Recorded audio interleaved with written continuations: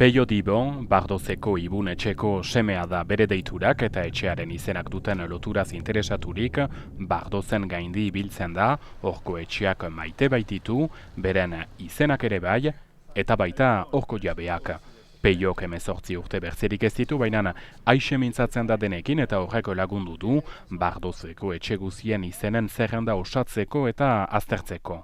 Une des rares maisons qui montre qu'à Bardos il y a eu du bois. Saint Martin etxea bakarrenetakoa da, zura duena, erakusten du. Ariaz gain egurrak ere garrantzia handia zuela Erdi Aroan Bardozen.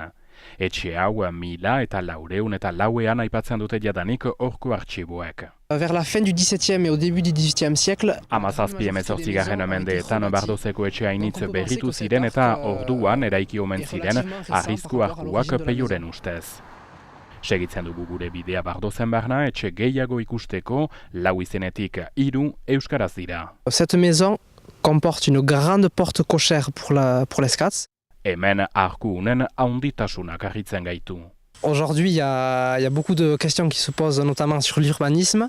Gaur egun galdera initz egiten dugu errigintzaz, eraikuntzaz, iraganaz hainiz dugu ikasteko etxeen kokapenak, orientazioak eta koloreak hautatzeko eta hobetzeko Peioren ustez. Se poser les bonnes questions.